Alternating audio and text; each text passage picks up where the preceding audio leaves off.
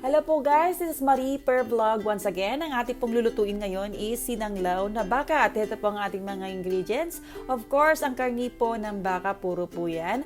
Ang abdo or puspos sa aming mga Ilocano, isang medium size na onion at saka 4 pieces na globes na bawang, siling haba at saka kamatis po. Ito po ang ating mga procedures. First, pag mainit na po ang ating pan, pwede na natin ilagay ang ating mantika.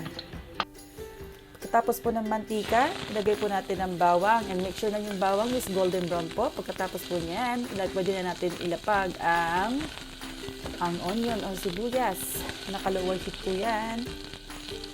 Halu-haluin lang po natin para hindi masunog ang ating bawang at sibuyas. Next po is kamatis.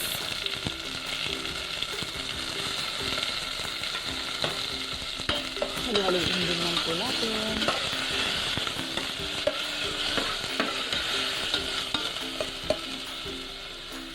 Pagkatapos po mailagay ang ating kamatis, pwede na natin ilagay ang ating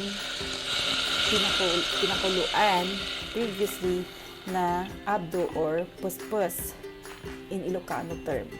Salain po natin mabuti yan.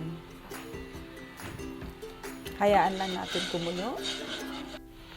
Pwede na natin ilagay ang magic sarap. Ang magic sarap po is optional po yan. Next is asin.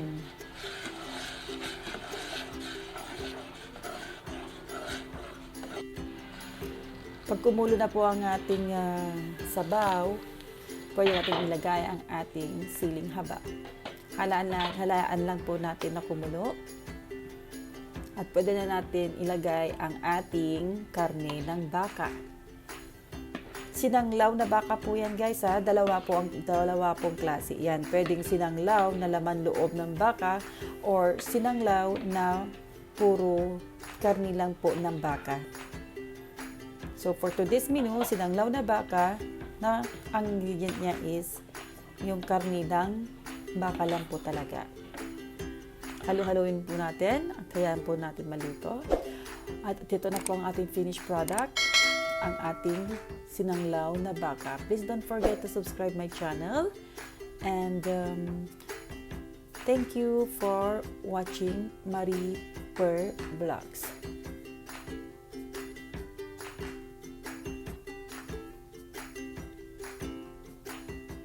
Till next video po.